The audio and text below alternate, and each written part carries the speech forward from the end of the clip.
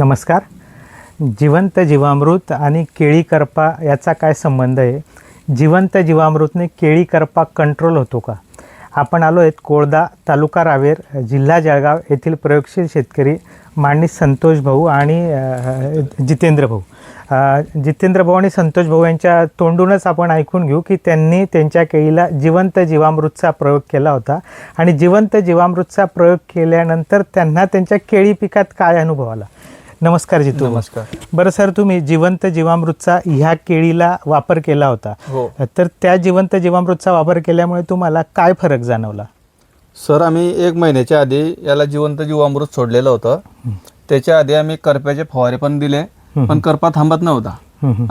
हे दिल्यानंतर करपा थांबला आणि पांढऱ्या मुळांची संख्या जी आहे ती भरपूर झाली आणि खोडाची अंतरी, पेंधा वगैरे चाल एकदम व्यवस्थित आहे. आणि आम्ही आता परत तो जो प्रयोग केला आपण जिवंत जीवामृतचा तो आम्ही परत करणार अजून. अच्छा अच्छा. म्हणजे तुम्ही अगोदर बुरशीनाशकाचे फवारे मारले तरी करपा कंट्रोल झाला नाही, पण जिवंत जीवामृतचा वापर केल्यानंतर तुम्हाला केळीचा करपा थांबलेला दिसला, पूर्ण थांबलेला दिसला. अच्छा, पूर्ण थांबला. बरं, तुम्ही शेतकऱ्यांना काय, म्हणजे आता तुम्ही दुसऱ्यांदा प्रयोग करताय सर जिवंत दुसऱ्यांदा सोडायचा आहे आता मला. बरोबर. म्हणजे टाक्या बनवून रेडी आहे माझ्या. टाक्या बनवून रेडी. हो. अच्छा. बरं सर, किती महिन्याचा बाग आहे? आता 6 महिने पूर्ण झाले याला, म्हणजे 6वा सुरू झाला. अच्छा. जितू भाऊंनी सांगितल्याप्रमाणे मुळ्या पण चांगल्या डेव्हलप झाल्या. मुळा, पांढऱ्या मुळा खूप आल्या त्याच्यामुळे. पांढऱ्या मुळ्या झाल्या. आणखी पेंदा वगैरे काही फरक? पेंदा पण वाढला. पेंदा पण वाढला. अंतरी पण व्यवस्थित आहे एकदम. अंतरी पण. आणि सगळ्यात महत्त्वाचं करपा जो आपण कंट्रोल होत नाही जनरली, तो करपा जितू भाऊंनी वापर केल्यामुळे करपा सुद्धा नियंत्रणात आला. हो. आता आपल्या बरोबर आहेत भाऊ, तुमचं नाव सांगाल? नमस्कार. एक मिनिट. माझं नाव संतोष पाटील. संतोष भाऊंनी पण त्यांच्या शेतात जिवंत जीवामृतचा प्रयोग केला होता. सर, किती क्षेत्राला केला तुम्ही जिवंत जीवामृतचा प्रयोग? मी 10,000 केळीला केला होता. 10,000 केळीला जिवंत जीवा. बरं, तुमचा काय अनुभव सर? अनुभव असा आहे ना की पांढऱ्या मुळा भरपूर वाढल्या आणि क्वालिटी खोळाची मस्त चांगली झाली, व्यवस्थित हिरवागार पण आला, ग्रेनेरी आली चांगली.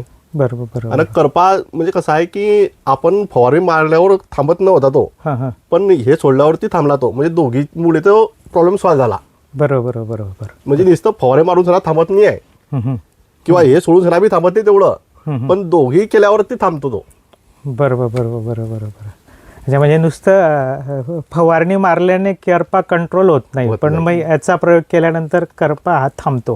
हे तुमच्या निदर्शनास आलं. म्हणजे आम्हाला जवळपास त्याचा 80% रिझल्ट भेटला असं म्हणाल काय हरकत नाही. 80-90%. अच्छा अच्छा अच्छा. बरोबर. बरं सर, तुम्ही शेतकऱ्यांना काय सांगाल की जिवंत जीवामृतचा केळी पिकात वापर केला पाहिजे का नाही? भरपूर करायला पाहिजे सर. उलट 3-4 वेळा तरी करायला पाहिजे. थंडीत तर भरपूर करायला पाहिजे. आणि थंडीतलं महत्त्वाचं काम आहे, कारण जे आपण मटेरियल सोडतो ते अपटेक होत नाही, त्याच्यामुळे मटेरियल बी अपटेक होते. असं एक अनुभव आला, कारण बागाची चाल थांबत नाही. बरोबर. आता बघा तुम्ही याची क्वालिटी आता 6 महिने बरे अजून बागायला झालेले आहे. अजून बी करपा दिसत नाही. अजून पण करपा नाही आहे इथे. आपण बघू. आणि थंडी आता भरपूर आहे आमच्याकडे. जळगाव जिल्ह्यामध्ये रावेर तालुक्यात 1 नंबर थंडी आहे आता, फुल थंडी आहे. आपण बघू शकतात 6 महिन्याचा बाग आहे. 6 महिन्याचा बाग आहे आणि रावेर भागात थंडी पण भरपूर आहे यावर्षी. म्हणजे एवढ्या थंडीत सुद्धा हा बाग थांबलेला दिसत नाही. ओके सर, तुम्ही शेतकऱ्याला काय सांगाल? शेतकऱ्यांना मी हेच सांगणार आहे की आपण एवढे महागाचे लिक्विड 2-2 हजार रुपयाचं 1-1 लिटर आणतो, याचा 1000 रुपये खर्च आहे एका टाकीचा. हे आपण करायलाच पाहिजे, कारण हे जैविक आहे आणि पूर्ण रिझल्ट मिळाला याच्यापासून. बिना खर्ची समजा. बिना खर्ची. ओके, धन्यवाद सर. बऱ्याच शेतकऱ्यांना हा प्रश्न पडतो की जिवंत जीवामृतने करपा थांबतो का नाही.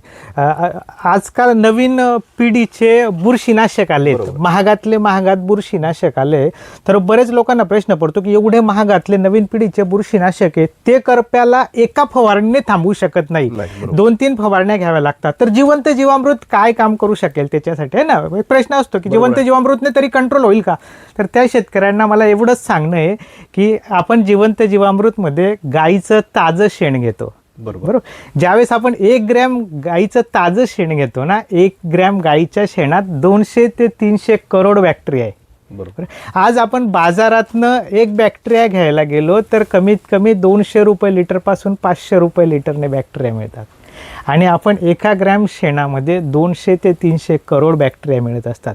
दुसरी गोष्ट, शेणामध्ये 1200 कंपाऊंड आहे, गोमूत्रामध्ये 51 कंपाऊंड आहे. शास्त्रात असं लिहिलं जातं, म्हणजे भारतीय संस्कृतीत थोडक्यात गाईला का पूजनीय म्हटलं जातं, गाईचं शेण का वापरतं, तर त्याच्या मागे शास्त्रात असं पण म्हटलं जातं बरं का. म्हणजे थोडक्यात शास्त्र म्हणतं, मी नाही सांगत, शास्त्रात जे लिहिलं आहे, अमावस्येच्या पिरियडला बघा, माणसाच्या शरीरात फार निगेटिव्हिटी असते बरं का. अमावस्येच्या पिरियडला जर आपण गाईला चुरमा खाऊ घातला, चुरमा म्हणजे